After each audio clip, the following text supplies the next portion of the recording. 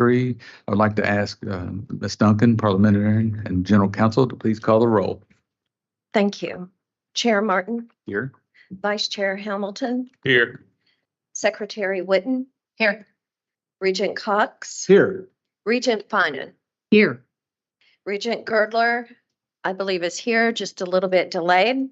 Regent Green. Here. Regent Herdink. Here. Regent Hodges. Present. Regent Jackson. Present. Regent Martin. Here. Regent Rabinowitz. Here. And Regent Stevens. Here. We have a quorum. We may proceed. Okay. So as all of y'all know, we did have a change in the agenda. So Pam, do we need to do anything? No, just to announce that we've had a change in the agenda. We had a motion yesterday to change the agenda, to amend it. So items A, B, and L were addressed yesterday, and we will proceed skipping those and moving forward. Okay. So we will jump to C, which means Regent Cox, Seaver Cox. Good morning. The audit committee met. I will tell you that when Chair Martin called and asked me to chair this committee, I had a lot of questions about it, but my first question is, have you run out of people? And I would like to thank you for the big laugh that you provided my entire staff at Norton that I would be chairing an audit committee. It provided some light humor. That said, we had a very good meeting. The crux of this meeting that you really need to know about as a full body is that the audit plans were approved. They are in place. I will tell you that the completeness with which they were presented and the thoroughness with which this committee looked at these with the appropriate people from both inside and outside responsibilities is significant. We are on pace to do what needs to be done by an audit committee. I feel very comfortable with it. I would tell you, each and every one, that while this is a committee, we are all responsible for the internal and external controls of this organization. By not serving on the committee does not exclude you in any way. So from my perspective as chair of that committee, if there's anything that you observe, anything that you see, any questions that you have, please let me know and we will get them processed. We definitely need to take this very seriously. We're not going to enter an age of less scrutiny. We're going to enter an age of extreme scrutiny. So as regents, there is no such thing as a dumb question. Trust me, I have many of them. There's no such thing, and anything that you're thinking about at all, please let us know. We will make certain gets included in the audit process. My last update from this will also be the world of information technology is moving at the perhaps faster than the speed of light. So as an organization, we're going to have to be assured that everything possible that we could even conceive of doing to protect data, to protect our system, to protect our students first, is being implemented. I venture speculation that as we go forward over the coming years, capital decisions are going to enter into this arena because there's no way that we can provide as safe an environment as what our individuals and collective bodies need that is inexpensive. And there's not a choice in it. And I'm saying too much for the audit committee, but I'm telling you, from our perspective, we're going to have to do everything we can to look people in the eye and say, we've done all that is humanly possible to protect your data, protect our data, and to follow the appropriate rules to do that. So again, as far as I'm concerned, you're all part of the committee. Let me know if I can get anything on the agenda for you. Thank you, Regent Cox. Does anybody have any questions about the audit committee? The audit.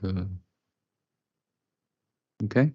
With no questions, I would like to ask for a motion to accept the audit report. audit report. Mhm. So moved.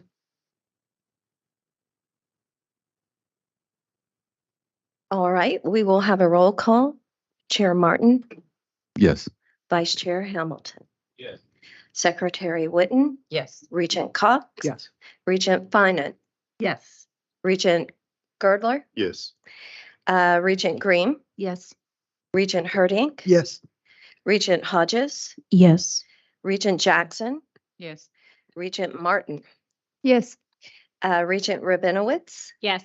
and Regent Stevens. Yes. The vote is unanimous. The motion passes. Okay, thank you.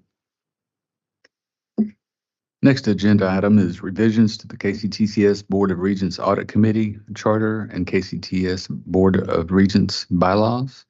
We'll ask Parliamentarian Pam Duncan. All right, so I hope you don't mind if I just sit here and give you this information update.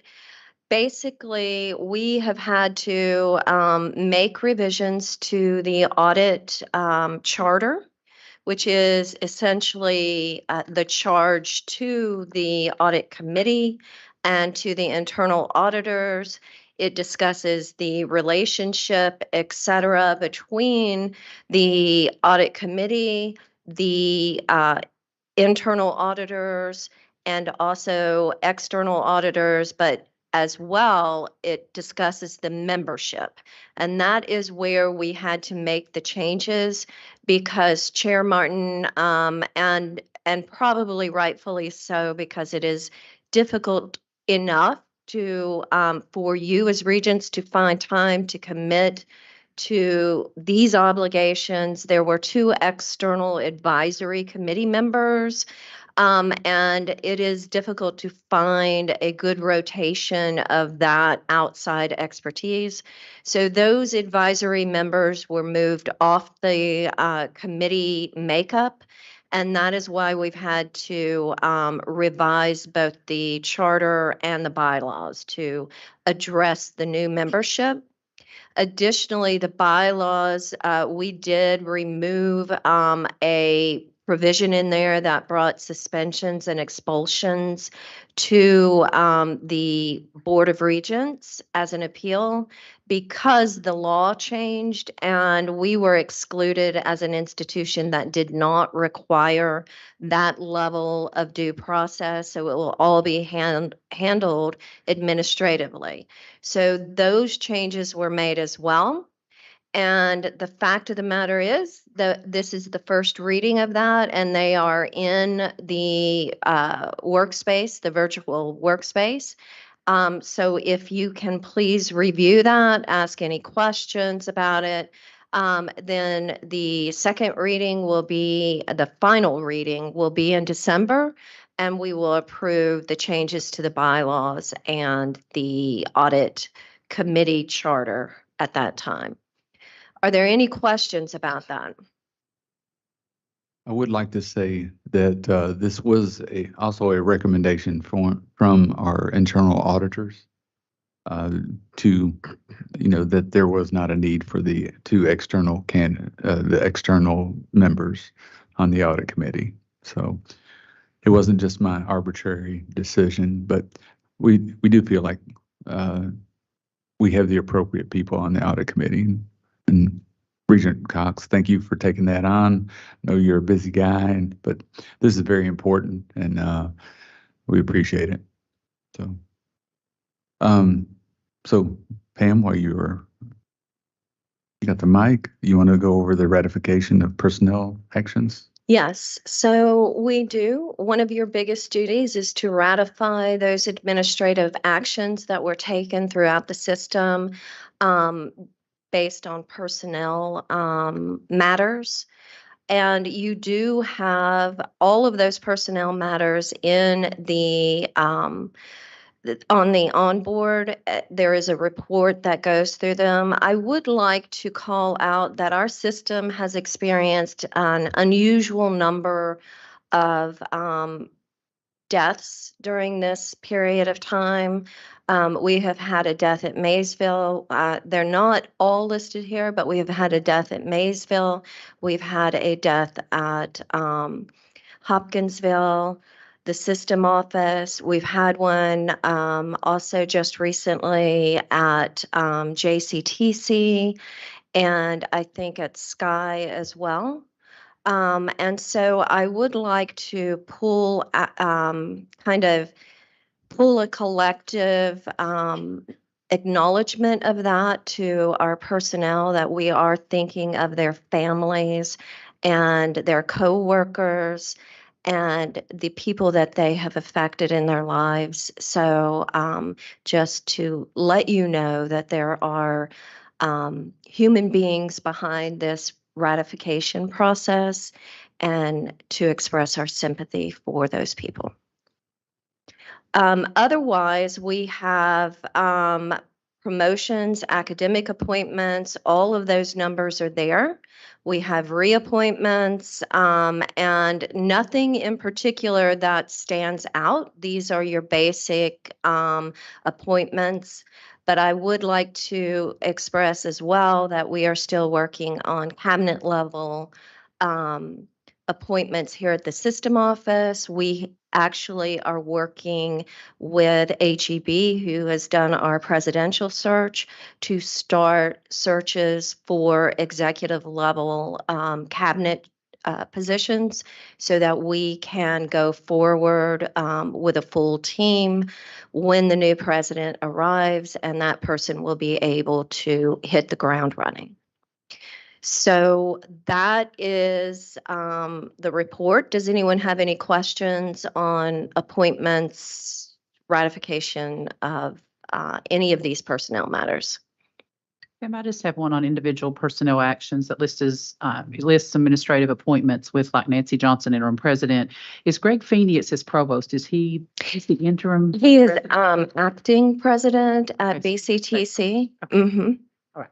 Yes. List him as provost. I didn't know if we would. So he is acting president, and he has appointed Karen Mayo as the provost to take on his acting provost to take on his duties. But I would remind everyone that there is a difference between acting and interim, and that is why, Dr. Ferguson was named acting. Anybody out there is named acting if there is a potential or a possibility of that person actually applying for the position. If that person is not going to apply, or that decision has been made that they will not apply, typically they are an interim. Any other questions? Pam. And so I'm just looking at the Speaking of my, Oh, can you not hear me? Can you hear me now? I'm usually loud enough, Barry. Are you sure? I can hear you, but Okay. they can't. So the faculty resignations and then the faculty and staff non-administrative retirement. So are we still conducting those exit interviews and surveys that we were doing before with that? We are. There were Emily Sayers from HR has made a transition into workforce and economic development. She was the one typically assigned to do those exit interviews. However, so there was a little bit of a lag, but we had all of those exit interviews transferred to Melinda Lyons in the system office, as well as Val Parks, and they are reviewing why people resign, so that we can determine whether it is something that we need to affect a change in the system. And what were the conclusions, or have they even been reviewed at this? No, that's why I'm saying that little bit of lag. They have been reviewed, but we're putting together the data at this time. I will say that the reasons are all over the board, but the main reason has been either retirement or that they actually have found a different job at a higher pay. 60 for faculty resignations compared to last year, up, down, or about equal, or? I think that it is up, but I would have to actually go back and check on that. And remember that we are in an era where resignations are up all over. Now the Great Resignation is subsiding. But where those people are is another matter. So that is, that has played a factor. Also, our workforce is just aging. So we are experiencing, for instance, when we say a resignation rather than a retirement, there might be individuals who, like me, I'm in the 403B. When I retire, it will simply look like a resignation because there is no actual defined benefit that I will get on my 403B. It's a defined contribution program. So in that respect, resignations may look like a lot of things and have a lot of reasons behind them. Any other questions? Okay, we need a motion to ratify the, Yes. So moved. Second. All right, and roll call. Chair Martin, yes. Vice Chair Hamilton, Secretary Witten, Yes. Regent Cox. Yes. Regent Finan, Yes. Regent Girdler, Regent Green, Yes. Regent Herding, Yes. Regent Hodges, Yes. Regent Jackson, Yes. Regent Martin, Yes. Regent Rabinowitz, Yes. Regent Stevens. All right, the vote is unanimous. The motion passes. Okay. And thank you. Thank you, Pam. Next agenda item is update on other post-employment benefit, otherwise known as OPEB trust report. I will ask Pam and Buddy if they'll report on this.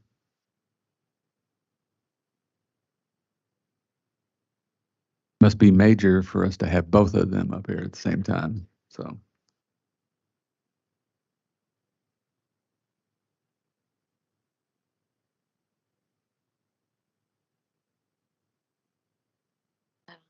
Can you hear us?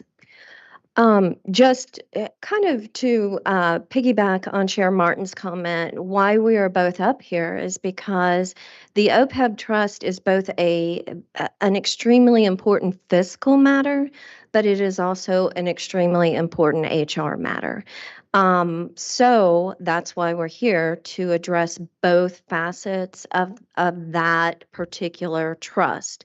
And as you know, we've had a lot of discussion about the OPEB trust, partly because there were some in our internal kind of review of administrative services. There were some recommendations that we needed to take to really beef up the administration of the trust and make sure that we were complying with our fiduciary duties.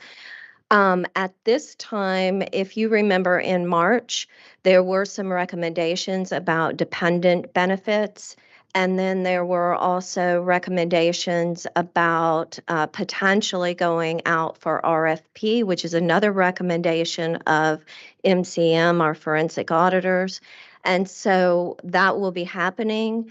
On my part, I have just confirmed that we have two new members, one an actual committee member to take the place of one that has left our employment, and one an advisory member who will be advising on benefits. So Dr. Wagner will take the place of the departed committee member, and Amanda Conley at Maysville will be working as an advisor on benefits. And the appointment letter will go to Dr. Ferguson probably by the end of the day today to get that moving. And we will have our next administrative committee meeting to discuss next steps on OPEB trust. So on the financial realm for our OPEB trust in our, as of June 30th of 2023, we invest with the common fund, and our ending market value with the OPEB trust is $229 million. Just to give you a little perspective, in FY22, when we ended, we actually had a negative decrease because of the market. The fourth quarter market really tanked on us, and we were down 5.5% last year. This year, we are up 2.8% in this fund.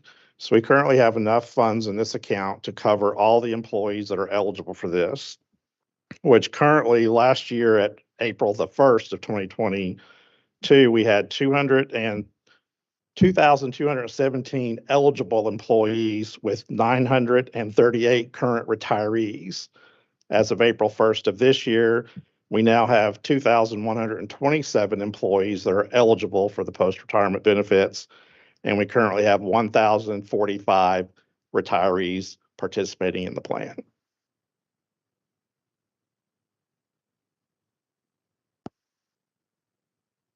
So with that many employees that are eligible for it, what kind of a rate are we going to need to experience in the future to maintain that funding? Right now, we're currently funded and we're just a tad bit overfunded according to our last actuarial study.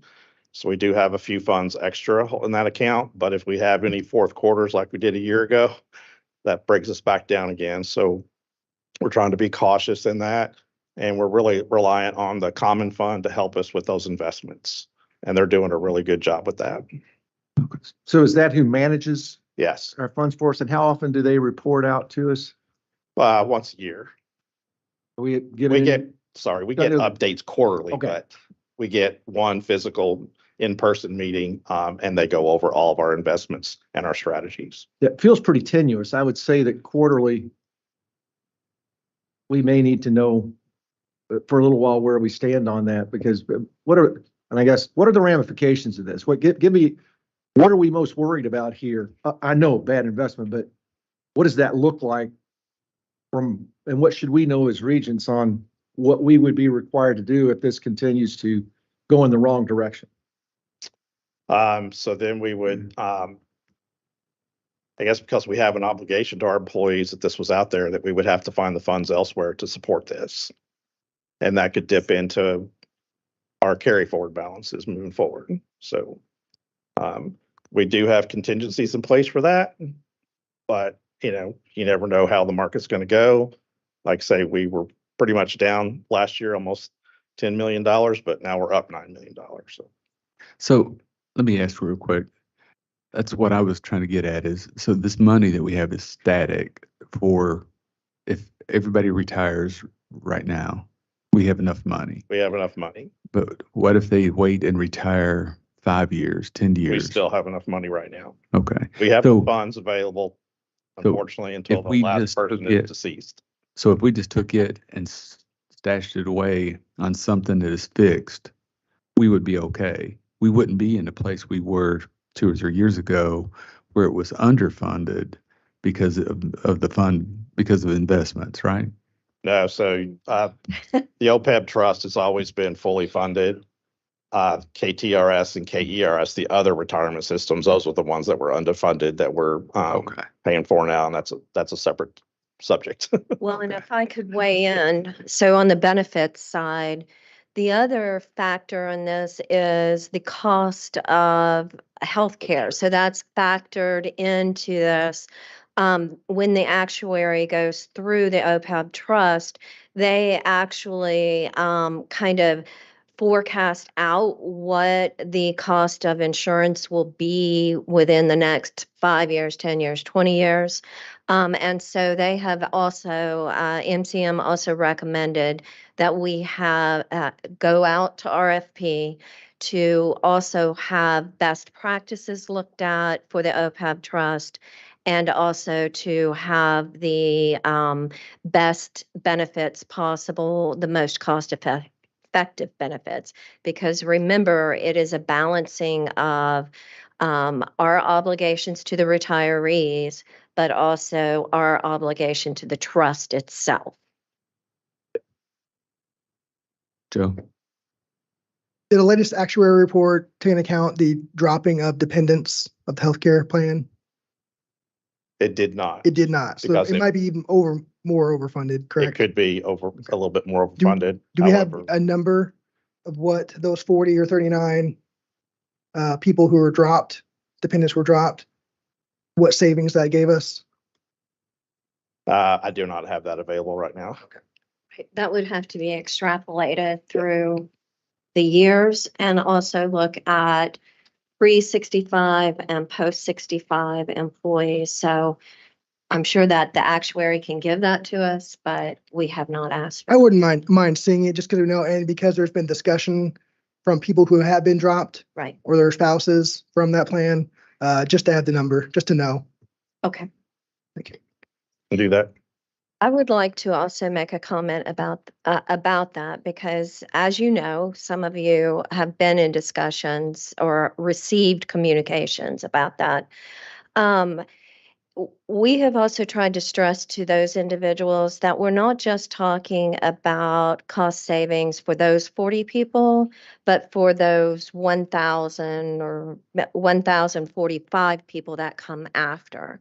Because remember, what we are doing is cutting off a precedent that was not legally compliant with the trust. But then if we reinstate that type of precedent, we also then are reinstating it for 1,045 people. Actually, possibly 2,000. Oh, possibly 2,000, sorry. I would just comment that someone somewhere made a decision to do that. And I feel like we, as an organization and a board, should be responsible or accountable for those decisions other people made. They're now hurting those people we just talked about who died, these people who have worked here for so long and put so much into it. And now, because there's 40 or 39 of them now, we're saying, God, I know we voted on already and I support the vote. It was a yes vote. But I would like to look deeper into that. If there are real numbers, if we need to take accountability and find the other funds, I don't know. It just seems that we need to take accountability for that. Not just fix the error, but be accountable for the error. So, and I would like to reserve the majority of this conversation for closed session next meeting because there have been some discussions about it. But I will say that all of the writing, every single document that was provided to these employees indicated that dependents were not covered. So where the disconnect is, I'm not sure, and why that process continued. But in multiple places, in multiple documents that they were provided, it did say that dependents were not covered. General Counsel Duncan, just for the benefit, once again, of our new student regents, this is a super complex topic for folks who've been here for 2 years. Is there any way you can briefly summarize what this is about? Yes, and I will rely on my colleague. So, a trust is an amount of money that is set aside to actually address an obligation or to be paid out in certain ways. And an OPEB trust is other post-employment benefits trust. And that means that when you retire, it's typically health insurance. That is something. So it does not include retirement payments. It includes health insurance, maybe vision, dental, and some other things. We have a trust that was set aside in 2014? 13. And that trust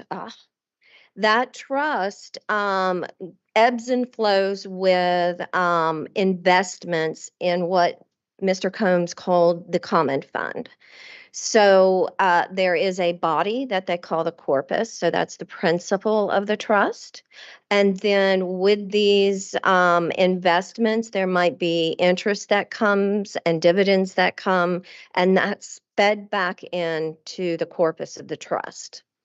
A trust can be revocable, which means that you can undo it, or it could be irrevocable, which means that you can't undo it. And our trust happens to be irrevocable, but the eligibility is set by the trust documents and a policy that the board passed. And so the eligibility is for any employee that is in a retirement account called a 403B, which you heard about yesterday, and who were hired before 2009 And so those employees, so for instance, there might be employees sitting in here, Ms. Diatley that you met and Cindy Ackley, several who are qualified for the OPEB trust. Me, I do not qualify because I came in December of 2009 and the trust was cut off in July of 2009. So we have employees sitting next to each other who actually have different post-employment benefits. But this particular benefit is a wonderful benefit for our employees as they retire. And it provides them with health care until they die. Quick question, Pam. I understand that before 2009, they have certain benefits. Just to educate myself, after that, like in your case, there are certain benefits that we are not aware of? There are no post-employment health insurance benefits. Now, we do have 403B retirement plan. And then we still have some employees, although you were not hired after 2009, some employees who are in the Kentucky Employee Retirement System, and some who are in the Kentucky Teachers Retirement System, and some employees who are in the University of Kentucky Retirement System. So we're kind of complicated because we are like the Brady Bunch. We're a blended family. And one more question. The reason for cutting that fund was, I'm imagining, budget? To cut the budget? That's why they stopped doing that? No, it was in violation of the trust.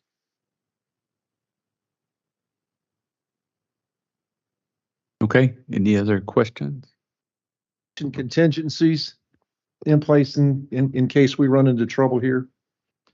So when we do our fiscal year, and we'll talk about that a bit later, but basically that's where carry forward dollars comes into play. I mean, normally in normal circumstances, we try to, use that for capital construction, new programs, but also the OPEB trust. If that, defaults, then because it's irrevocable, we got to keep going with it. So that's where carry forward dollars would come into play. Right.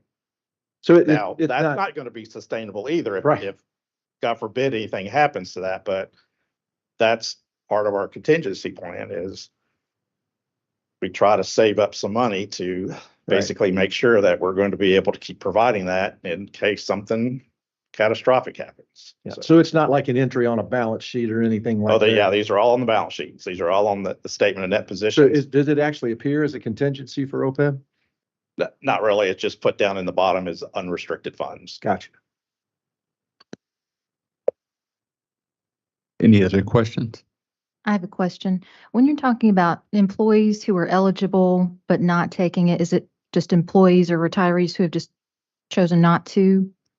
Or Apology, I don't understand the question. you said there was a number of employees who were eligible, but then there are so many who are in it. Or are you talking about employees coming up who will be eligible when they retire? Sorry, yes, we Okay. have currently, as of for April 1st of this year, we have 2,127 current employees that are eligible for this OPEB trust plan.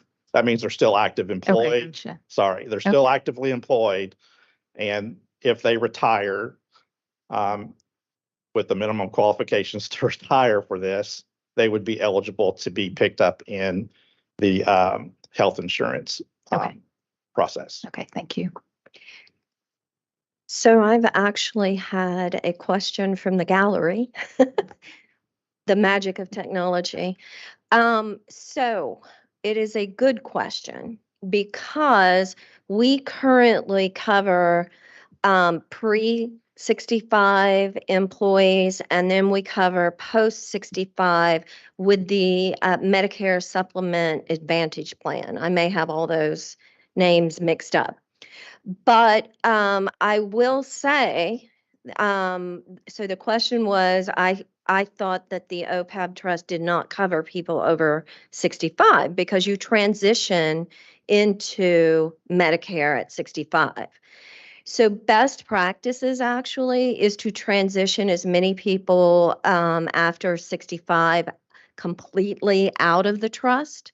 But that again is going to be another question that the benefits committee, the administrative committee will have to take up, because that is another way of preserving the corpus of the trust and also potentially opening it up for more employees to benefit from by taking those employees who are 65 and older and have transitioned, by taking them out of payments that come out of the trust. But that was not the case. If you remember, that previous administration essentially determined that there would be, and these are not my words, the Cadillac version of Medicare supplement coverage for those over 65. And that is a huge question that needs to be answered, whether that is appropriately protecting the trust.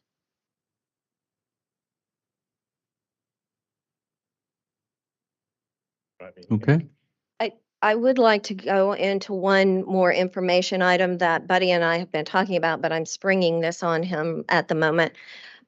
We wanted to clarify some discussion of the 403B vesting period of 1 year.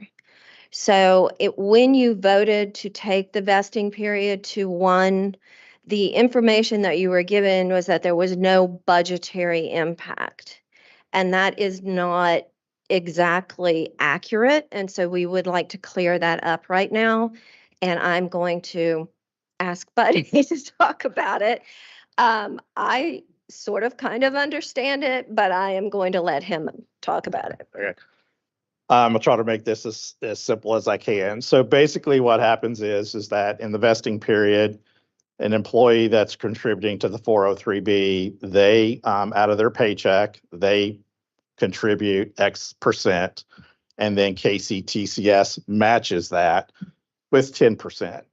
So that goes into whatever 403B plan they have. I think we currently have 4 or 5 of them. So what happens is in the past, when the vesting period was 5 years. So what that means is that an employee works 5 years or greater, then they are eligible to actually receive the KCTCS portion that we provided them to their retirement plan. In the past, if they resigned or resigned prior to the 5 years, then basically all of the 10% that KCTCS contributed to that employee's retirement is actually forfeited by the employee. So what happens is that money, it actually stays with the current vendor. And then at a certain point in time in the past, what we would do is that when we would actually pay that vendor the next set of money, we would actually net out the forfeited amount. So what happened is that when we changed the vesting period, our forfeited amount was quite a large amount. And I don't have those numbers in front of me because I wasn't prepared, but when we changed the vesting period to 1 year, that shortened and reduced the amount that we were netting out. So there is a kind of a budgetary impact to that, because now we have those between year 1 and year 5, we don't have that netting. So we're actually contributing more to the employee's retirement, which is a good thing. But there is a little bit of a budget impact on that, because going from 5 years to 1 year, that span of forfeited money is now locked in and we don't get that back. So. But we have a carry forward fund we can choose, right? Yes, sir. Okay. Did they, when they contributed that money, did they have an investment choice? Yes, and I'm going to get rough here because I'm not in that plan. Sorry, but I like yes, rough. when you enroll in one of the 4 benefit plans, you actually get to help pick how you're high risk, low risk, and all that stuff. So the individual employee gets to pick a retirement plan, and then they work with them to determine So how if they they're in invest that, their if they're in that initial period though, before they're fully vested or before they're vested. How do you calculate, I mean, how do you calculate what the clawback is? So before Buddy answers that, because that is definitely a Buddy answer. We actually have a 403B plan and then 4 carriers that work with that plan and the basis of that plan. So we have TIAA, we have Fidelity, Voya, and American Century. So I think they work in different ways with our employees, but I will let Buddy talk about the clawback. You say, explain the word clawback to me. You mean from my perspective? Yes. Okay, please. so I'm a new employee. As soon as I'm eligible, I enroll in the 403B. I put my 10% in, you put your 10% in. Correct. I direct Voya to invest it in these funds. Correct. That my investment either goes up or down, rarely stays the same. So before I am fully vested, I decide I'm leaving. So my investment piece of that and what you put in, what I put in has either performed well, not well, or in the middle. So when you calculate the clawback, are you calculating what we put in? What we put in. Okay, so if regardless of how they have performed in that period of time, we're trying to get that money back. Yes, and we do. Okay. But that's just for the first year one. Year one now, yes, because it's so between first day and 364 days, they don't meet the vesting period. We would get the 10% that we contributed based on their payroll would come back to KCTCS. So we start matching from day one. We start matching from day one. That's really good. It's a good benefit. That's a great benefit. I always think about that scenario of the market drops 20%, you leave, we can't claw back our portion because it's gone. Yeah. I guess that's just figured in the net of the whole thing, though, is what you're saying. Yes. Okay. Okay. Any other Okay. questions? And apologies to Mr. Combs for springing that on him. He's used to that now. Okay, Pam, while you're up there, Huron? Huron update H? Oh, okay. So, I'm juggling a lot of different work streams in my brain right now. So we had the resource optimization. That's what we went to Frankfurt to talk about solely. We've had within that resource optimization, the human resource analysis, which was a 10-week work stream. And now we are still continuing on with the classification, compensation, and equity analysis. And the equity analysis actually began this week, and we will be finding the results of that soon.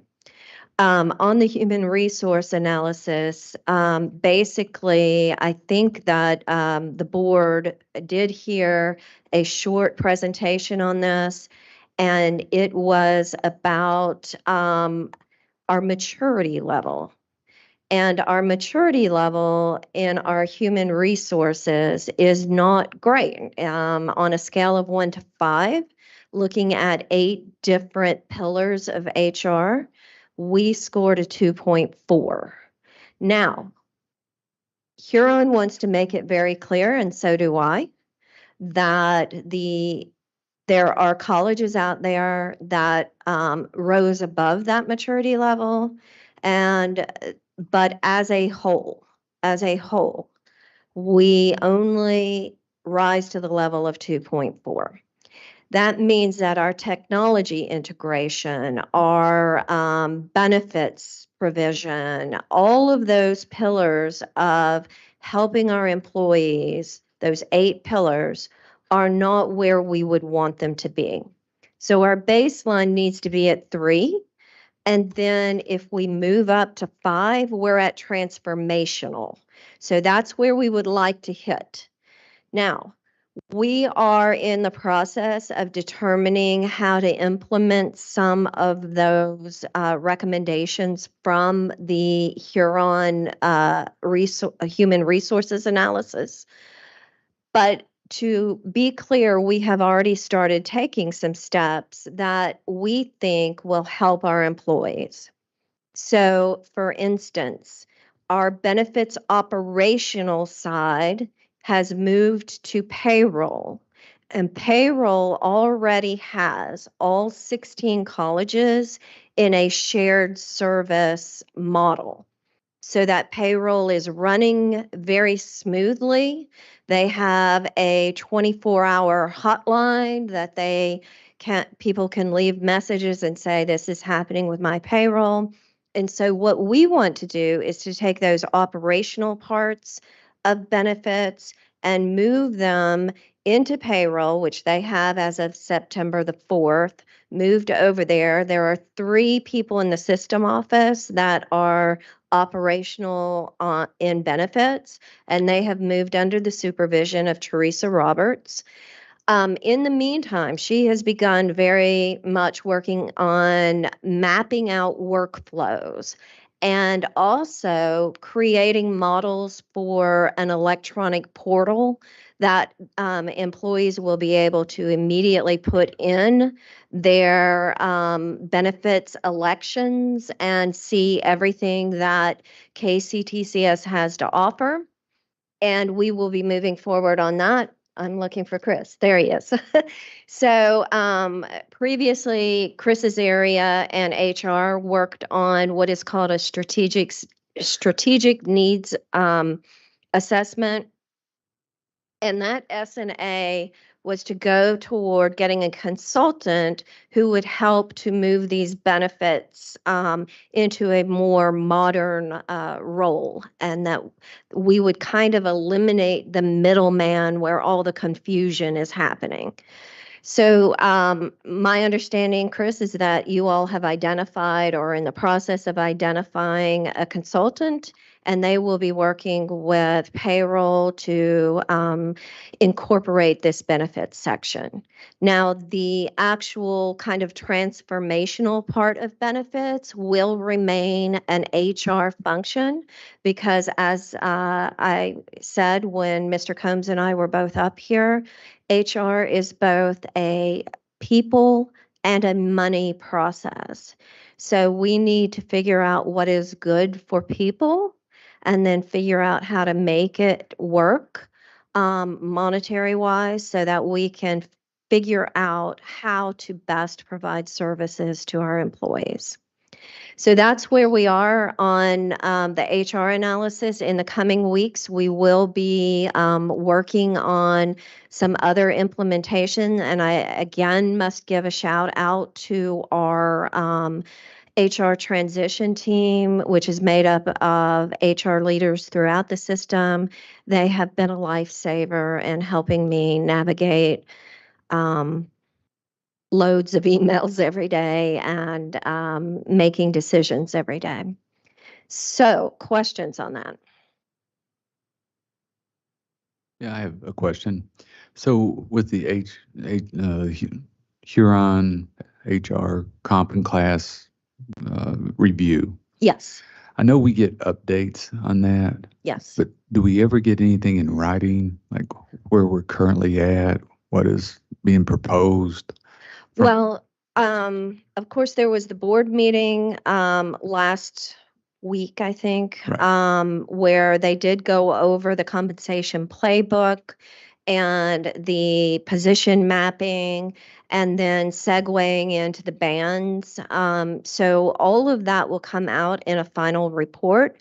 And we do have right now actual individuals holding positions, that those are being determined as to where those positions will fall within the bands that the board ultimately approves, because that is something that you must approve, are the salary bands. So all of that will come out in a final report. It is extremely imperative that we communicate very well on this. And so what I have done is ask certain people whether they will be on the implementation transition team, And so I'm in the process of emailing those people to find out if they will do that and then providing those names. So once that happens, we get those people. They will begin working very closely with Huron to come up with a communication plan to be able to say to the board, to the PLT, to our employees, what is actually happening. Because this is a sea change in how we look at valuing our positions. So, for instance, there has been a lot of consternation around whether a person in a position should be in a certain band. So the question is not so much looking at the person, but looking at the value of the job. So in the market, in industry standards, what is the value of a technology director?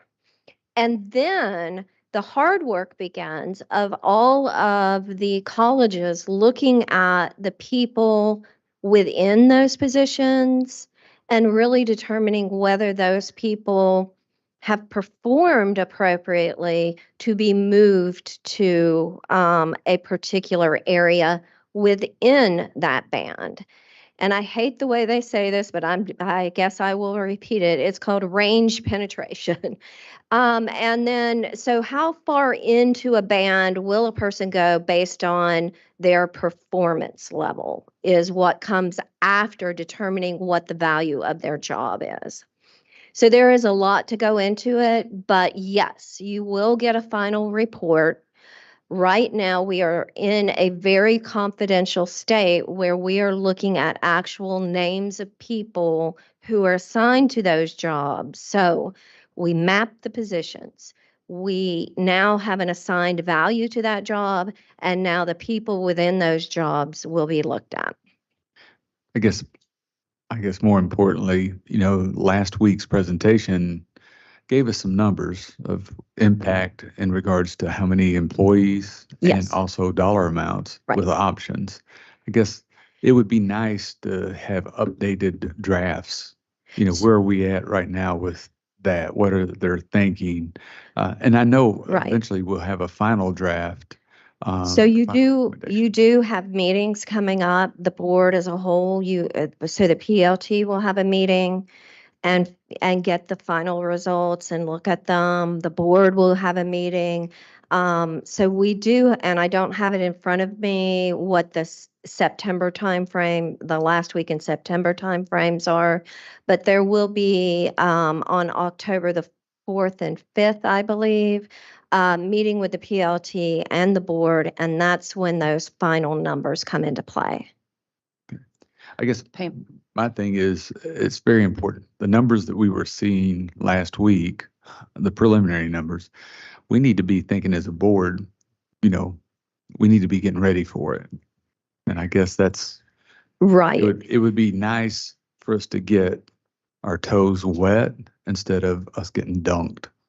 Well, you will be receiving 4 scenarios. So you will be able to determine what those scenarios look like for the budget and the cost of that. And unfortunately, they can't give you definitive numbers until each step, each puzzle piece is put into place. And so once that puzzle comes into focus, then they will present those 4 scenarios, and you will then, as a board, need to determine how are we going to fund this. And, we've talked about the fact that there are some technology downstream kind of events that need to occur. So even if we were to say, hey, we accept these decisions in December, there will not be physically, electronically, technology-wise, a way to implement the new grade system probably until the first of the fiscal year. So what we will have to do is to look at where do we have the most risk, which I think is what that equity analysis will look like, because that has to do with kind of disparate treatment of individual employees or whole groups of employees. it may come back and say, nobody is being treated differently. There is nothing you need to do on the equity range. So the board would want to look at those numbers first and say, hey, this is what the colleges are going to be responsible for, and then decide what numbers within that, how do the dominoes fall? So what comes first? And then that has to be really communicated out to our constituencies. So I apologize. That may sound like a jabberdy, but the fact of the matter is, until the actual analysis and all pieces are done, we won't know what all 4 scenarios cost. Pam, so Veronica, on the 14th, as you know, you were in the meeting, she kind of intimated that we would have, I asked for it in the meeting. She pretty much said that we would get a final draft within a week and a half. Do we know the status? Because it's going to be a lot for all of us to absorb in that short amount of time. So like Barry said, we want to be prepared. I think what will happen is I have a weekly check-in by myself with them as the executive sponsor on Monday. So I think they will have those answers for me then. Okay. So this coming Monday, I think that we will be really narrowing in on a final draft. And just to reaffirm, just so the rest of the board, if they caught it or didn't catch the meeting, I also asked for the PLT changes that were made. So any, I know they said that we're not going to look at the finite changes. We're going to look at the overhaul. And they assured me that that would happen. Okay. Yes. Thank you. Ma'am, the only question I have is, we're not going to just receive the scenarios to choose from, but we're really going to have maybe some background, like how would they look at equity between 10 and 12-month people, for example? You know, that salary may differ in a particular band or with similar title, but perhaps one person works 2 extra months. So the salary really is a little disparate, but it's because the person actually works 2 extra months. So are we going to have that kind of background about how they arrived at this scenario rather than just voting on 4 unique scenarios? Yes, just like the resource optimization study where you had the 240 pages of data and analysis, you will also have compensation analysis as to where they arrived and how they arrived at these decisions.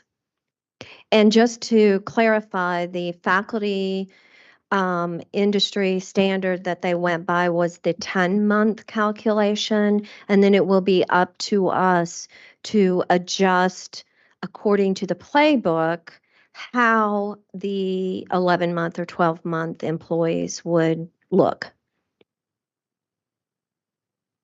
As far as timeline, we could have something to vote on by December, you believe? Yes, that's what we're shooting for. So the analysis is winding down, and the options are coming in the first, second week of October. And then all that period during from October to December, the board will need to be talking about kind of what decisions they're going to make on those salary bands. And if you saw in the last meeting, it looks like they are going to recommend, and this hasn't really changed, 20 staff bands. And I know they may have come up with 4, but they've been going back and forth, 5 faculty bands. So that is where we are. And then there will be labor market differentials within those bands. Also, I will just add, because some people have had a lot of concern about the fact that the bands for faculty do not break out according to field. And so there is some sort of concern that they, an English professor will be paid the same as a neuroscientist. Now, we know in the world of work that is not what happens. And so the compensation playbook is really what drives the differences in field for faculty members, not those 5 bands. So again, while we're getting a good structure it's up to us to add the lipstick, so to speak. All right. Any other questions? Okay, thank you, Pam. Okay, the next agenda item is the KCTCS 2024 to 26 biennial budget request. Mr. Combs?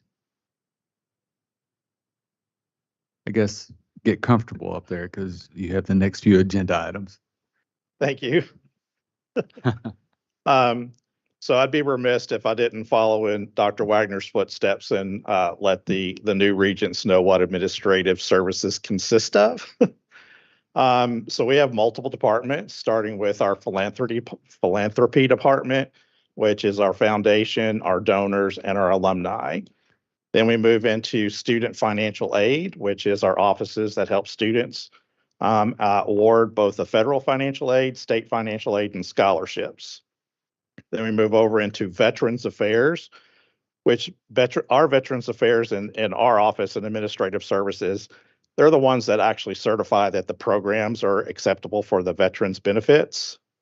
Then we also have our Chief Operating Officer, which under her realm, Vicki Parman. We have procurement to pay, where we purchase everything and pay all of our bills. We also have payroll under that realm.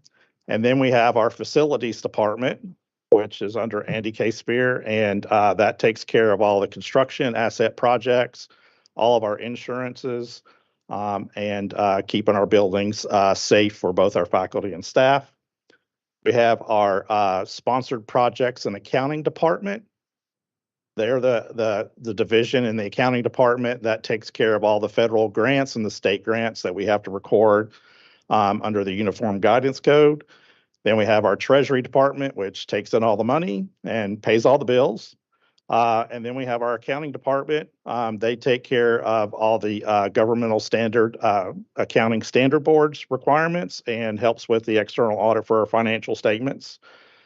And then we have our financial planning and budget, which is kind of a lot of stuff that we're going to talk about here today. That office helps the colleges facilitate the budgets and future financial planning. And last but not least, we have student financials. That office is the one that we go after students and say, please pay your bill. So that's the encompasses our admin services area.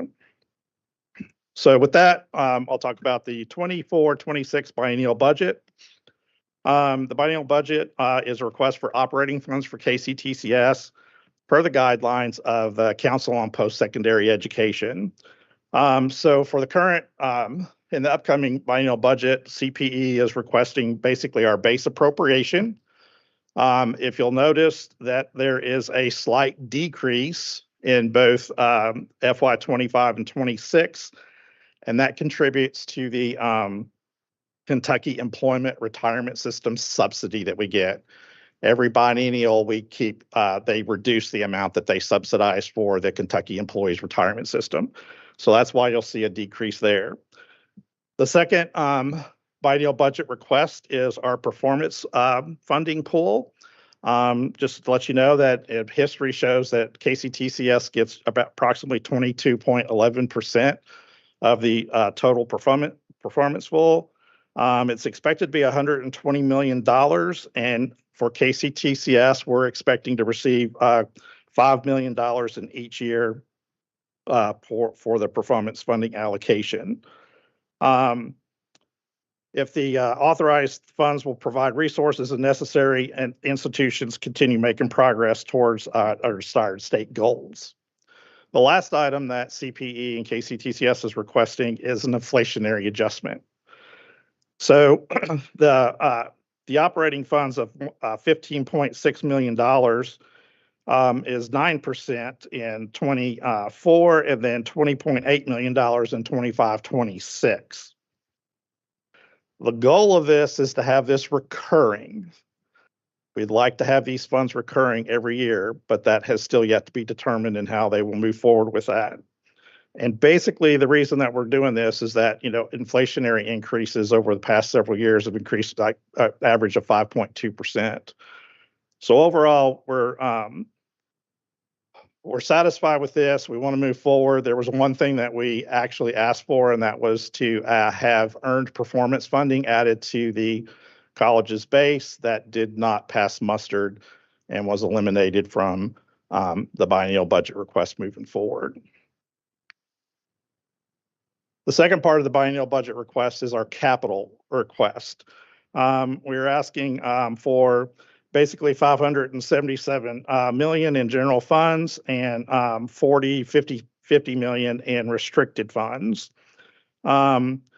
Basically, the KCTCS president worked with all the college presidents and CPE staff to develop the capital budget request for the 24-26 biennium. These are all based on the 24 to 2030 6-year capital plan. So within this reflects the priorities for capital projects, and there's a list of attachment of all the capital projects. There are 63 projects with a request of $627 million. In addition, CPE is requesting $700 million in the general fund to support bonds for capital investment pool of asset preservation and renovation projects. The KCTCS portion of this $700 million pool will be $175 million in the 24-26 biennium, basically $87 million in 25 and $87 million in 26. Before I make the recommendation, do we have any questions? Yes, we have questions here. Joe? So go back to the inflation adjustment. Is that for stuff or will also be used for people?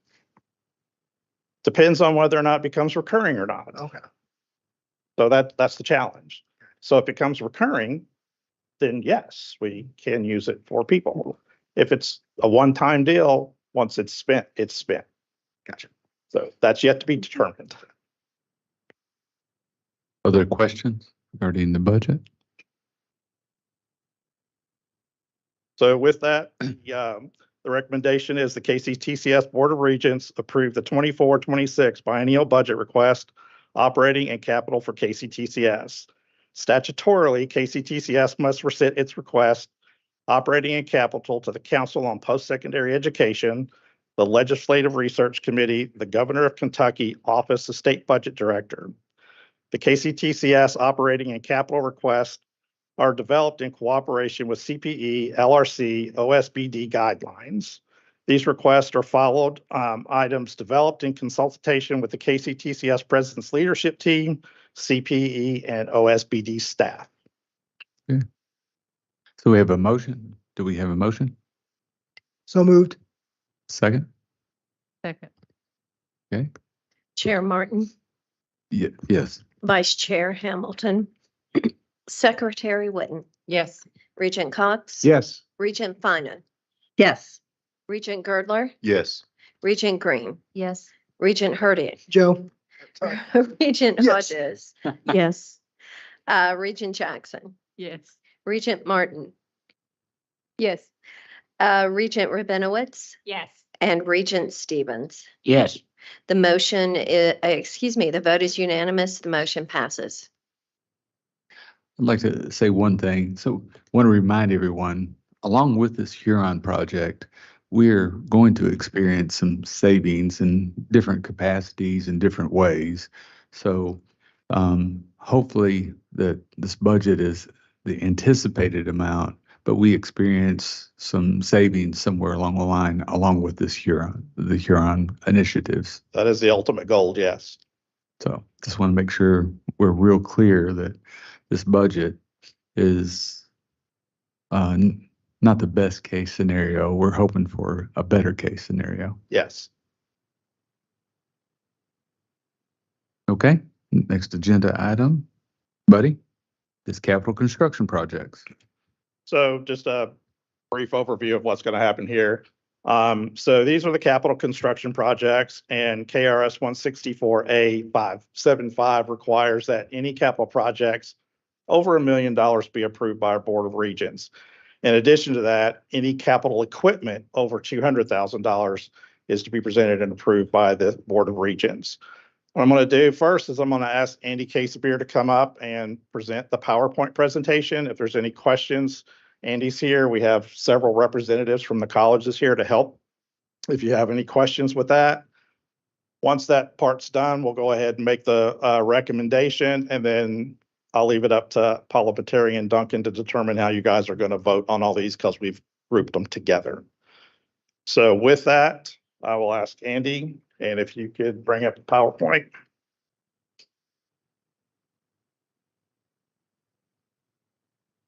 Good morning. The reason why we have so many things in front of you, first of all, there's a really good, happy reason why we have a lot of things. First of all, we got a pool of money for asset preservation this time instead of having individual projects approved. And with that money, we had a lot of flexibility so that we could accomplish our main priorities as long as they were related to asset preservation.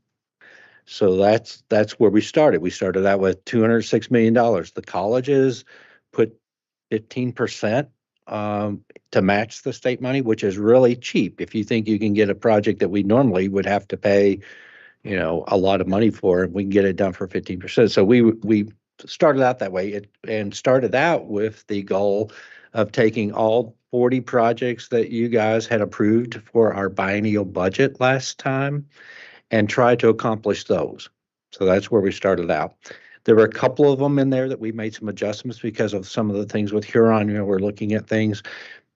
There were some adjustments made. Nothing was taken off the table because of the way we go about looking at what projects we should do, how they would tie with something that Huron said maybe you need to get rid of is not very likely. But there were a few things where we said, let's make some adjustments. We also aggressively and a lot of blood, sweat, and tears went into it, but we took all of our projects and tried to design them and schedule them for bidding to try to take advantage of the volatile market. The construction market over the last 2 years has gone up and up and up and up and up, and then all of a sudden a little sector would drop down and then it go back up, back and forth. So to give you an example, roofing projects at one point during this 2-year period, roofing was about 63% more expensive than it normally is. But at other times, we were actually below. So we tried, you know, and sometimes we didn't quite work successful as we were hoping, but we were actually able to move them around. And so we ended up, out of that money that we have a big pool, I have some extra money left over. And so now we've gone back to the colleges and said, asset preservation, we still have some money left over. Do we have anything critical that we need to do? So the first thing is, do you have something that's critical that would have been in the next budget request that you guys just approved now, but can we do it earlier because we have this money, saving some money because inflation goes up. And then second of all, the college had to have the 15% to match it, right? So there were a lot of things that went into this. So every college looked at this. We worked with the business officers, sometimes had the discussion directly with the president. My staff and I went out and looked at things. So we have some projects now that we are liking to move forward with, and they're at the point now where we're ready. Either we've already bid them and now we want to award them, or we're at the point where we're ready to award them. In some cases, other cases, we're just going to get started, but we want to, because they're going to be over $1 million, wanted to bring to you. There's others that were under $1 million that we've just done, right? So, but it's a really good problem to have. So I'm going to go through the first set. The first set are things that were not in our original plan, the 40 projects that we did, but were next in line or have come up. The first one is Big Sandy fire alarm system. We had a project with asset preservation to upgrade fire alarm panels, which are the control box, at every college, every building that we had that needed upgrading. So we have that as a separate two separate projects, one in the east, one in the west. That's underway. But at Big Sandy, it was discovered in that real microscope look at it, that they needed more improvements to their fire alarm system in order to take advantage of the new upgraded panels.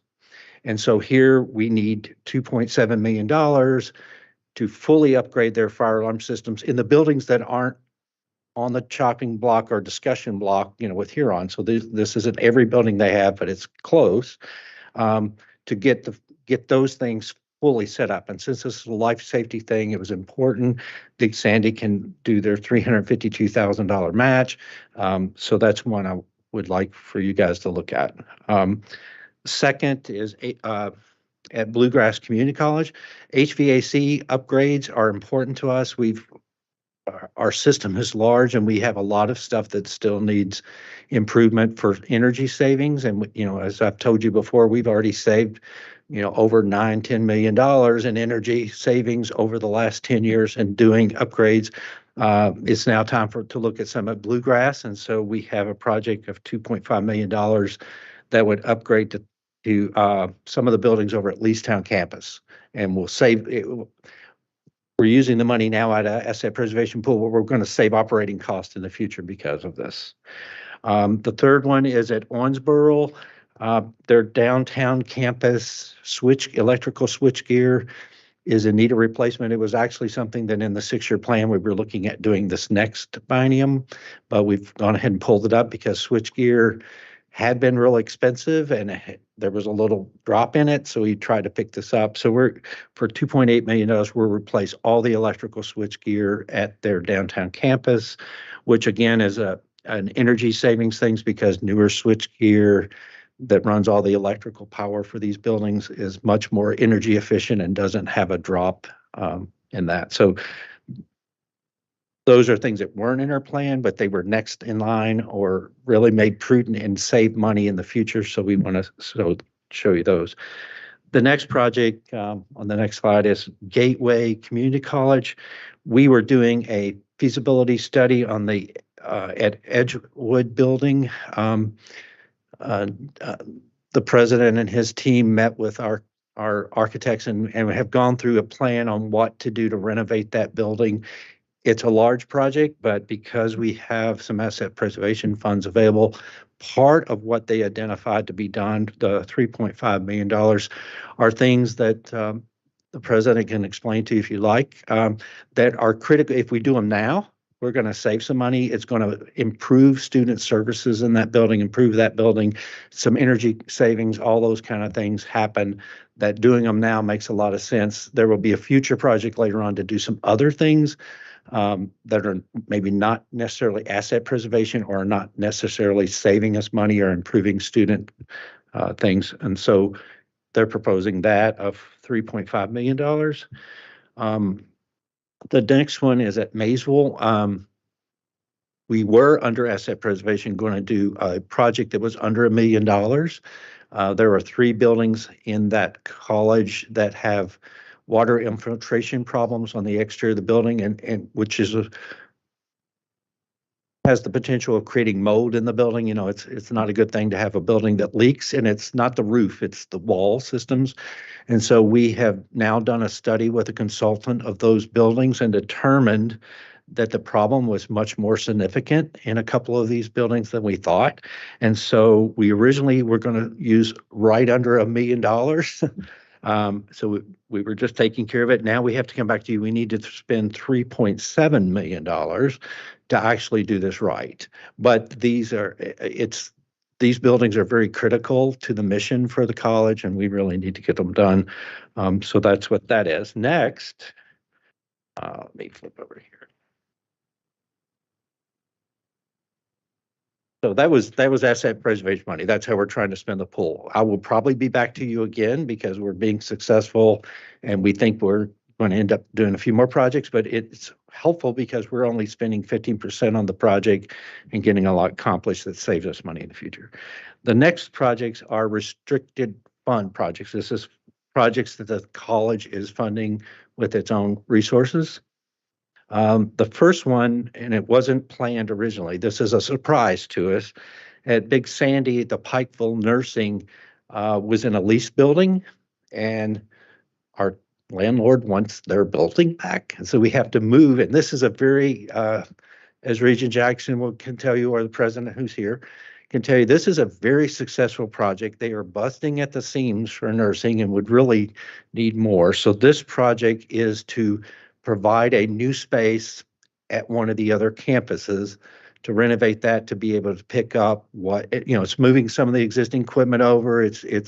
And trying to expand it a little bit to take care of their waiting list. So this project is $1.5 million to do that. They have a time crunch because their lease is coming up, and then we need to do something before we have a new class of students to come back in. So, and I'm not sure what that exact timeline is, but we need to get it done now in order to get there. The next is at South Central, a building they have at the Franklin campus.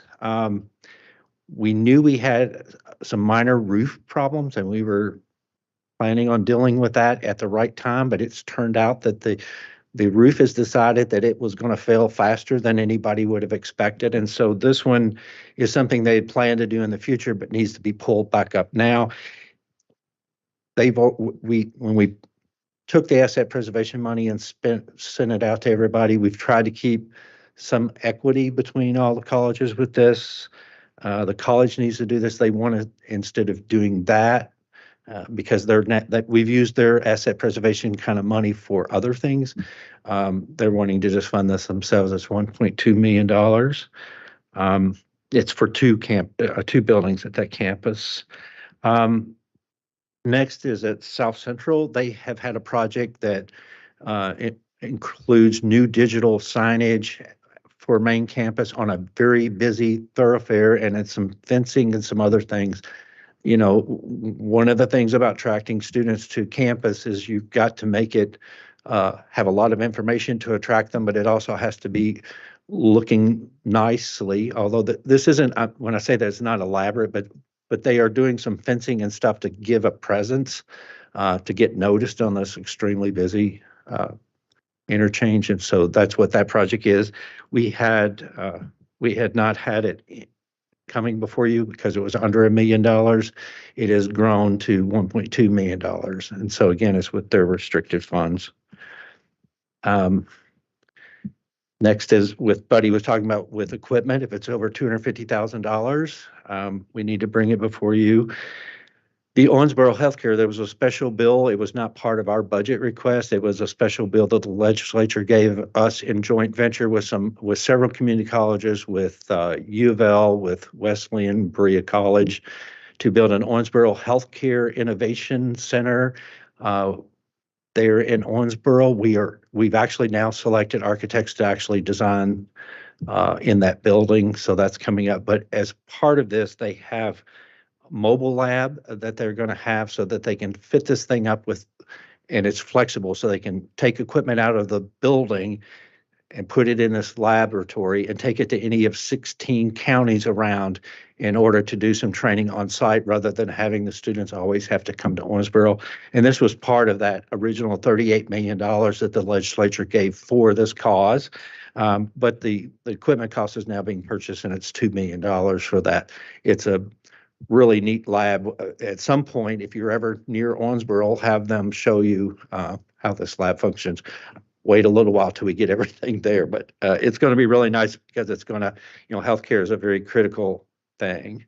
And then second, can I ask you a question? Yes. What kind of lab is it? It's a big mobile trailer that can be fit up with anything from an operating room to other scenarios what the nurses will experience at the hospital, just like the Innovation Center will be mock-ups and virtual reality and all these kind of, so that when a nurse comes out of regular nursing training, rather than going to the hospital and getting on-the-job training and almost being a nuisance for a couple of months, right, or 3 months, 6 months, whatever it is, because they have to be watched over by somebody else that already knows.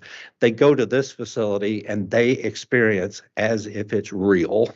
And it's amazing with all the technology how they can do this. They even have mannequins that bleed. Right. And so they will go here and get on the job training without actually being in a situation where when I arrive and need medical help, that they're going to, bring me in jeopardy. So it's one more step, and this is being done elsewhere. This is for Owensboro and that 16 county spread. They're doing this in order to help that Because situation. most of the nursing programs in the colleges have mannequins and have Right. set up like hospital rooms or exam rooms Yes. or whatever. So would this be kind of specialized Yeah. where they can go one step further, like surgical assistants or whatever? Yes, this is extremely high tech, just as the Innovation Center will be. This mobile unit lets them take pieces of the Innovation Center that may be necessary in another place, either just to draw interest to nurses as they're coming out of the normal program to go into this, to give them some experience. And Dr. Williams can probably go on about this for a couple hours or so, but that's what that is. Okay, thank you. The other is at Somerset Community College. They are needing to purchase a 3D printer that prints in concrete, which is kind of wild. But so that we're renovating a building to have that program in it, and this is just $1 million to actually buy that 3D printer and its apparatus that goes with it. The 3D printing technology has gone crazy, but this is a really neat thing, and there's a lot of commercial need in that area for those people that have that kind of experience. And then the last thing, and I'm sorry I've rambled on, but there's a lot to talk about. Bluegrass Community College at their Winchester campus, their master plan calls for them to have an additional building there at some point. It has not been a super high priority to them, but it's not too far off in the distant future that they would be looking at that. It's in their 6-year plan. But what is Amazon is right across the road from the campus there, is selling a building, and it's known to us that they're going to sell it for a whole lot less than its current value. And Bluegrass can explain to you how they'll use this building now instead of in a few years. But instead of having a $51 million project to build a new building to expand nursing, to expand some other programs there at the Winchester campus, they're going to be able to purchase this building for $3.5 million and then have a much smaller project to fit it up in the future. So, but it's kind of almost like a deal. You can't let it kind of slip away, and it's available right now. And so we have folks here from the Bluegrass Community College who can explain to you more about why this building fits right in line with what they're doing and why it's critical to go ahead and do it now. Do we have funding designated for that already? Yes, they would be using existing funding. Yeah. Okay. That's what I have. And so I'll open up the questions, but I also have all the presidents associated with the projects I just went through and able to come up and answer any questions that maybe I can't specifically answer for you. So there will be 4 votes on these various projects because they are categorized into 4 different areas. So there are restricted funds, asset preservation funds, capital project funds, and property acquisition. So we will have 4 different votes. So to begin with, our vote will be on the capital construction projects restricted funds. So if there is discussion on any single really project that is involved in that grouping, then now is the time that we will have discussion on that. You may pull one or all out. Yes. On the signage one, Mhm. what was the original budget? Before we got, It was expected to be like 999,000. yeah, It was right in that area. And they have, just so you know, they have gone through and trimmed that. They've scaled back some of the fencing, and we've changed the design of it, and they've done some things with the digital signage. You take out starting out for what you want, and then you end up with what you need. Well, they're now at the part where they need it, and it's still coming in. It's already bid once, which we were hoping it would come under $1 million, but it didn't. And it doesn't look like the market for this type of work is coming down at any point. So and they need to get on with it. It's becoming critical to them now. Thank you. Okay, I don't want to sound redundant, but I want to make sure that we all know that this process has gone through, space optimization was one of our 12 initiatives. So, but we agreed that if it's something absolutely necessary, or if it's already been funded and it's got restricted funds, that we are going to stay committed to it. So everything that has been presented to us today meets that criteria, right? Yes, sir. Yes, sir. If Okay. I just want to make sure it's clear. Yes. Yes. And everybody because here of the and everybody budget watching. vetting process, the budget we just put together for you guys that you just voted on, the process that goes through and has historically gone through is very deep, and there's a lot of review and stuff. So the chances, even before Huron, that we would end up doing something that was really a big waste because our resources are always limited is not very, but because of the Huron thing, we're actually taking, once we get through that process and say, yep, we need to do this, then we're taking one more look at it to say, yeah. So I can assure you that none of these projects and none of the projects in the budget you just approved are things that someone would look at and believe that we were against the Huron recommendation. Just want to make it clear. Yeah. Any questions? Are we okay with accepting all 4? Yes, we will vote if you are in favor of all of the restricted funds projects, that we will vote one vote, and it will be all 4 that will be accepted, all of the projects within that category. Then we will move on to the next category and vote. So if you are in favor of these projects, Big Sandy, South Central, and South Central signage, then we will vote for those. If there is one you would like to remove from that slate and have further consideration, then you need to indicate that now.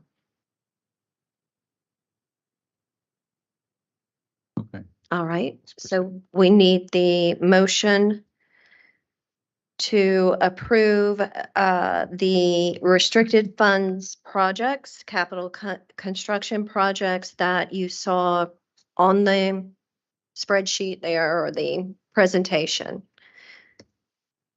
I make a motion. Second. Leah? Okay. Chair Martin, Yes. Vice Chair Hamilton, Secretary Witten, Yes. Regent Cox, Yes. Regent Finan, Regent Girdler. I vote aye, but Pam, also, if I may just explain, I want to thank Chair Martin for the clarification and confirmation that this is coordinating with and aligning with the space optimization plan. So thank you, sir. Regent Green, Yes. Regent Herdink, Yes. Regent Hodges, Yes. Regent Jackson, Yes. Regent Martin, Yes. Regent Rabinowitz, Yes. and Regent Stevens. Yes. The vote is unanimous. The motion carries. Okay. The next set. So the next set are the asset preservation projects.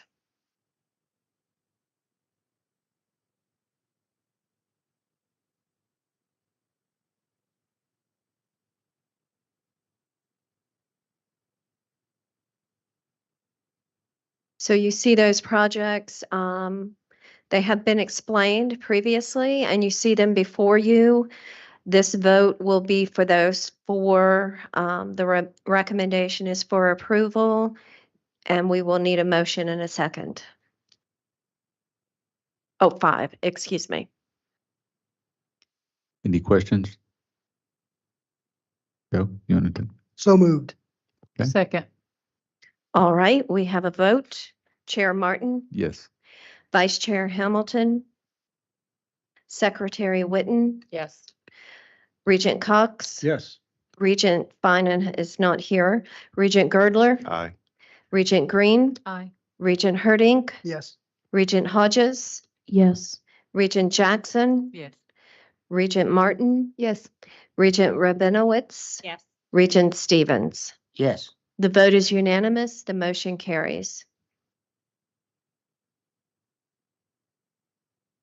So the next vote will be for the the two interim capital projects, which would be the Owensboro CTC Mobile Healthcare Labs and the Somerset 3D.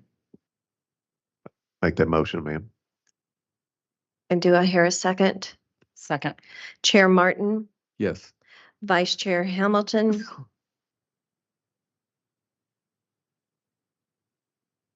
Secretary Whitten, Yes. Regent Cox, Yes. Regent Girdler, Aye. Regent Green, Yes. Regent Herdink, Yes. Regent Hodges, Yes. Regent Jackson, Yes. Regent Martin, Yes. Regent Rabinowitz, Yes. Regent Stevens. Yes. All right, and our last motion will be for the KCTCS capital project, the Bluegrass CTC property acquisition. Do we have a motion? I make a motion. Second.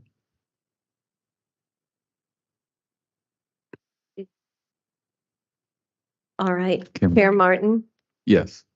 Vice Chair Hamilton, Regent Whitten, Yes. Regent Cox, Yes. Regent Girdler, Aye. Regent Green, Yes. Regent Herdink, Yes. Regent Hodges, Yes. Regent Jackson, Yes. Regent Martin, Yes. Regent Rabinowitz, Yes. Regent Stevens. Yes. The vote is unanimous. The motion carries. Uh-oh, I think I've left something out. Yes. Since we just voted, I'm sorry, but it just came to mind. Something I should tell you about that. The offer to Amazon is pending. They have not accepted it yet. So should have told you your approval would be contingent on that. You know, we're not gonna, if they don't accept it, we can't move forward. But Bluegrass is wanting to make this offer and to see if it will go. We understand that that purchase price is something that they will accept. So just, and I apologize for not having that up front with you. I just didn't want to walk away from here and next time I'm here, you say, well, how's that Winchester building going? And then find out. Based on that, is there anyone who would like to change their vote? All right, so a contingent project has been approved. Okay. Thank you. And I'm sorry for having to keep asking, No, but yes. I really need to stress the points for all of us, the president, the cabinet, for the board of regents, that we have a playbook and we are going by it. Yes, sir. And we just want to make sure that we're doing what we're saying we're doing. Yes, sir. And the three opportunities that there were actually originally 4 opportunities from here on that relate to my section. The first one we actually had in process and started before they actually gave you the option. So that's why you sometimes hear 47, 46.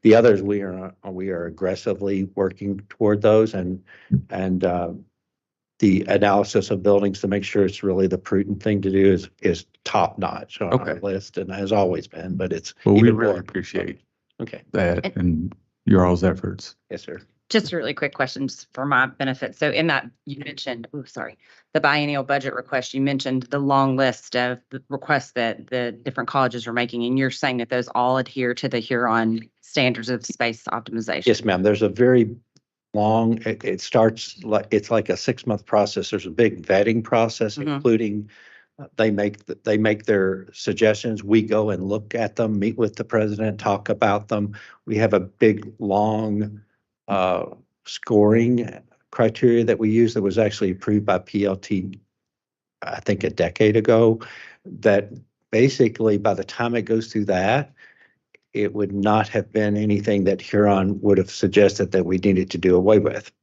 There's that. Is there you a know. way for us to see that scoring rubric? Because you did say it's over a decade old. Of course, Huron study Yes, is very yeah, and it recent. gets, So we review it every time we get ready to do a biennial. I can surely share that with you. thank you. But but it's been in place for a while, but the reason for it is to try to avoid that. And because of the Huron report, we take one more step past that and say, okay, even though it fit into this matrix and it got a good score, is it really outside of that? Is this really something we need to do? And we have a long discussion with the president, with the business officer, and then that comes before the president here, comes before the PLT again after that is decided. So as I said, just personally, I can assure you that every effort has been made to make sure we're not doing something that's stupid or a waste of money. Okay. Thank you. Buddy, I have one quick question for you in regards to our budget. So when we approved the budget and when we talked about the budget, I think at our last meeting, and we voted to increase tuition. The budgets were based on the fact that we weren't going to increase the tuition, right? That is correct. Okay. So what I think, instructed you and the presidents to do was take that tuition increase money and kind of reserve that to help us with our comp and class recommendations, right? That is correct. So we're Okay. working on that And- process, yes. Okay, so we are doing that, Yeah. right? And I can tell you that our tuition revenue, as Dr. Wagner had mentioned, is up this year Okay. due to the increased enrollment and the additional $4 tuition increase. Okay. But yes, Joe. Question concerning that. I was under the impression that the tuition increase covered the additional raise, the base salary to $2,000 instead of $1,000. It does, but then There's more. because we got the $4 tuition increase and plus our enrollment has grown, our tuition revenue generating is greater than what we've expected so far. Great. Thank you. So we're on the upswing there. So we are making a conscious effort. I'm looking at the presidents as well. We are making a conscious effort to save that money to help with our compensations, right? Okay. So with that, I'd like to, give gratitude to Andy and his team and all of the presidents and the business officers for providing these efficiencies where we've saved money that we can actually do more of these projects and get our buildings up to par. So I give my kudos to everybody over there on that side of the room. Thank you very much. And I also want to thank the presidents for their efforts. We got a really good report yesterday from Dr. Ferguson, and we really appreciate Charles' efforts and continued efforts to become more efficient and take care of more students. So we really do appreciate that. So based on the fact that I had very low participation in making the motion and second, I feel like we need to have a caffeine break. So let's take about a 10-minute break. It is 10:45. Let's come back at 10:55.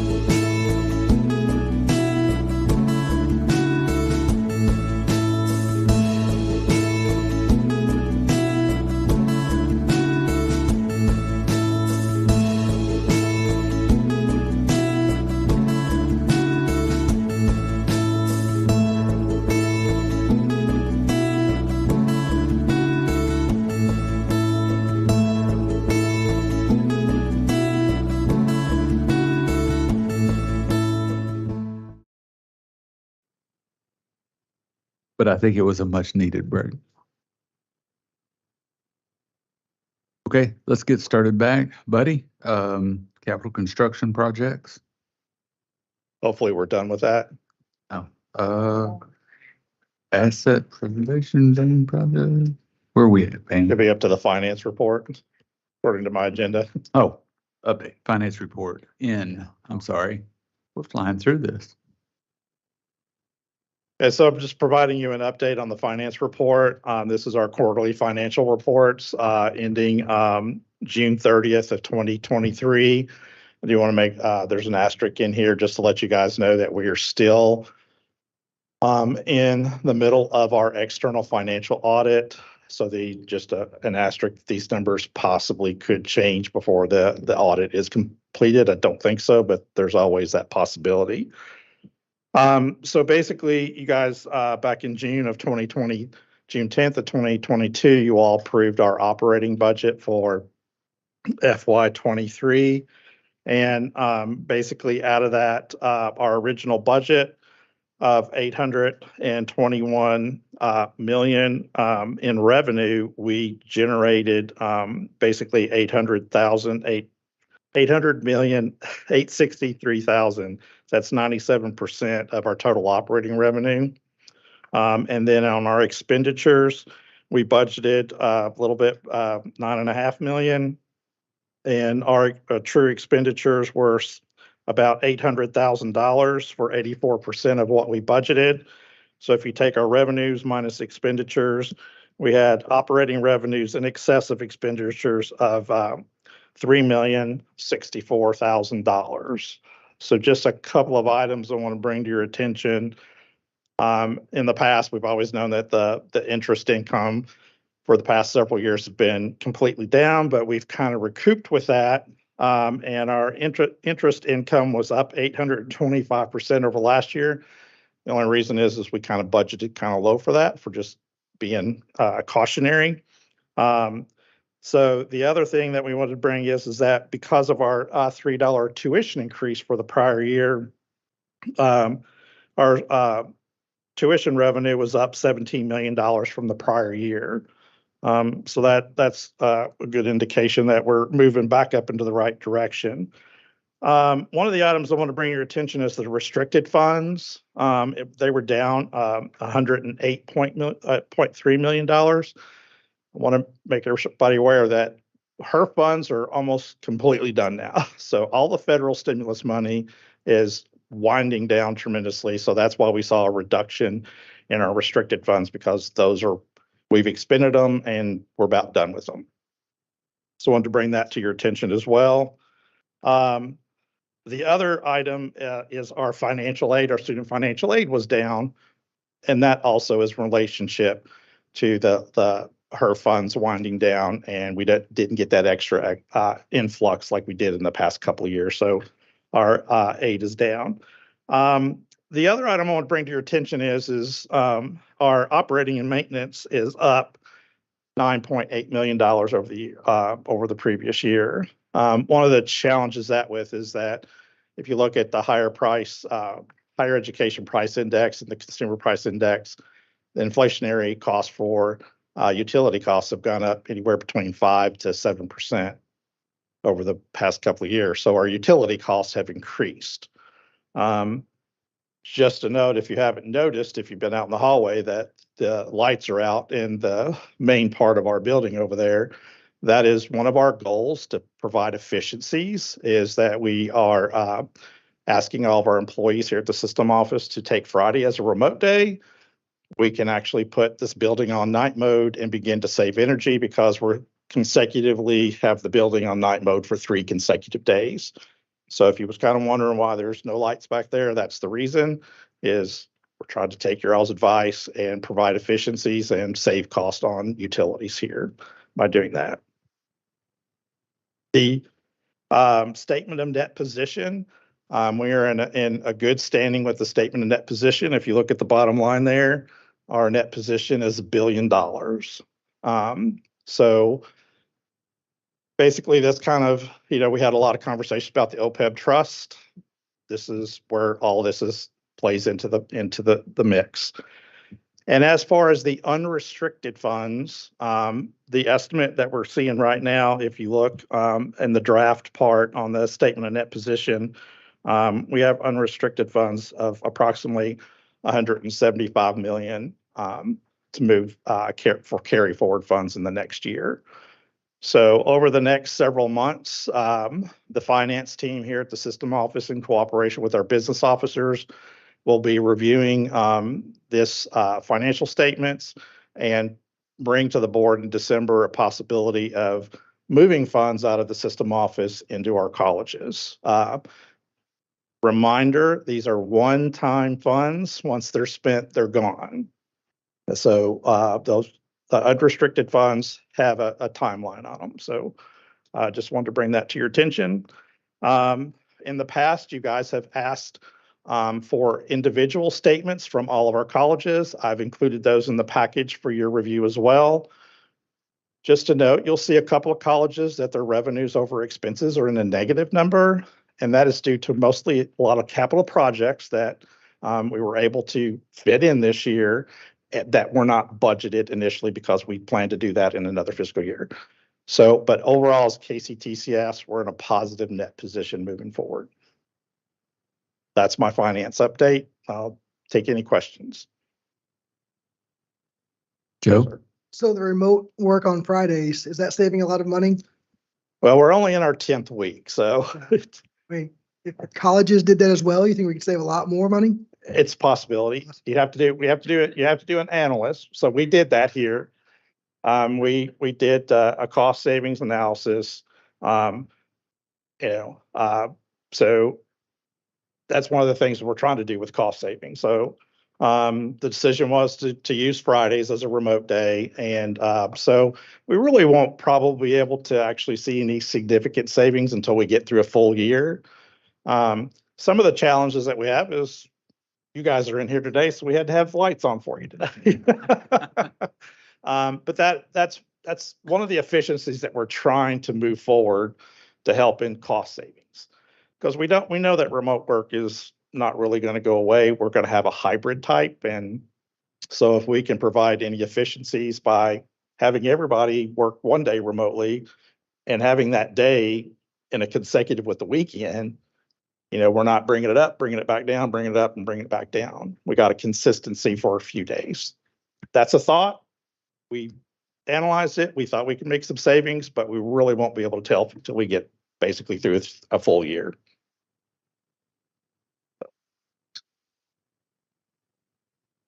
Any other questions on the financial update? Looks like we're in good shape. Yes.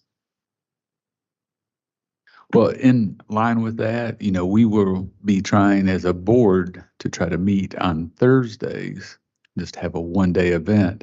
So we won't have to turn the lights on in Versailles on Fridays. Yes. So I appreciate that. So buddy, you're free to go now. Okay, thanks. If anybody doesn't have any questions. Yeah, thank you, buddy. Appreciate it. I do want to talk about our board meetings. I think, we are going to make every effort, if possible, to, like when we do meet in Versailles, to have a one-day board meeting to try to condense it. And I think that we can get everything that we need to get done in one day. And then when we go to the campuses today to do the same Thursday, Friday event, and then that way, like whenever we need to go over budgets or go over something that's time consuming, we can do that at the campuses. And then that way, that'll kind of streamline our time a little bit for the board. If the need arises, we can do more than that. But I don't know, what is your all's input on that? Or so I heard you say Thursday. So are you saying the board meetings will now be Thursday with the option to carry over into Friday if we need to go over and long when we're in Versailles? Is that correct? If so, but I would much rather it just be Thursday. Just and the not- option. But we would have Friday if discussion went long or we went long. We can sometimes get windy. Yeah. Wordy, both of those, actually. As long as I'm chair, we're gonna try to not be as wordy. Unless it's absolutely necessary. But I think we should know, in the future if there is a need for longer than a day. So I think yesterday and today, we could have easily condensed into one day. My opinion of this is two really, I'm always in favor of efficiency, so I'm not arguing against it. I think with the new president coming in, Right. that I would like to have a conversation with she or he as to how they would like us to proceed Okay. with this. I mean, and I'm not saying, I mean, please hear, I'm just saying, I think for us to abruptly change when we've got an opportunity for someone new coming in to say, hey, what are your needs and what would you like to see? I think that's one thing. I think the second thing, don't discount the importance of what happens here on a Thursday night. I can't always make the dinners, but when I do, it is spectacular from the standpoint of getting to know people and understand where they're coming from. I guess I didn't really Okay. expand on that. We could still meet Thursday and have our Thursday evening dinner. It's just we wouldn't be expected to come back on Friday. So we could still have our board dinners. I think if you're only here Thursday, you're going to have a lot of people leave on Thursday. Yeah. And maybe this is the most efficient thing to do. I don't know. Well, it's not cast in stone. Yeah. So it was just something to throw out for you guys to mull over. So if we need more time with the new president, then we'll spend more time. I guess I hear what you're saying, Chair. Maybe what we could consider, and I still think the new president ought to weigh in with us on this a little bit, but maybe if we could come in the evening before and then have a one day, maybe that works better for me. Yeah. But I do think getting here and getting away creates a better sense of productivity. Yeah. So, Oh, yeah. And we all get to know James Lee a little bit. that's right. That's right. Okay. Any other comments or business? Okay. Barry, I would just like to say, Chair Martin, I definitely appreciate the efficiency of it. The one thing that I want to say, however, is it seems like we're really getting to the grind of the important work and executing and implementing. And what I don't think would happen, but I don't want to happen, is for people to feel very rushed to not be able to have very in-depth conversation and understanding and clarification of things. So that would be the only concern I guess I would have is that sense of urgency. We got to get out of here, because this work is very impactful moving forward on the lives of a lot of people. And I think it's very serious work. And I hate to say this, but I think we need to stay as long as it takes to get it done and get it done well for people that will be impacted. I don't think that you're gonna get any complaints from that from me.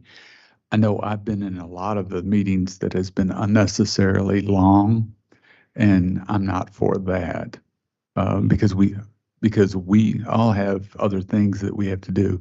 This is a very important part of our lives, but in the same token, unnecessary stuff.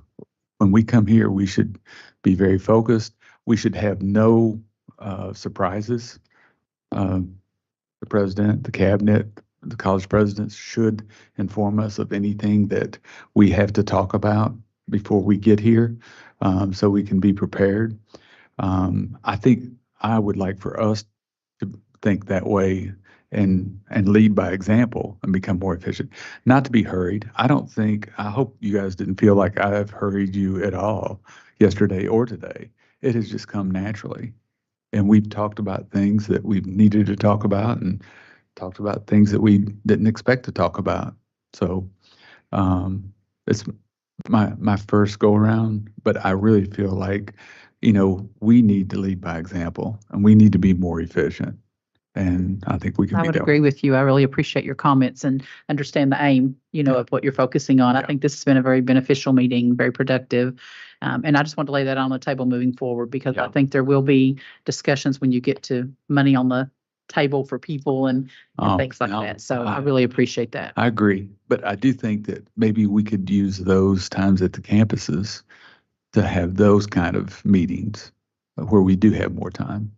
So I have thought about that, when we talk about budgets, we talk about tuition increases, we talk about other items that takes up time.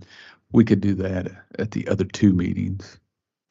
So, and I do know the importance of the dinners. It's nice to get to know people from a personal standpoint. And so, okay. Anything else? So our next board meeting will be held December 7th and 8th, and it'll be here at the system office in Versailles. So without any further ado, I make a motion, we adjourn. okay, there we go. Second. Call roll call vote. Okay. And by consensus? Bye. Thank you all, and have a good Thanksgiving. I'll see you all on Thursday, actually.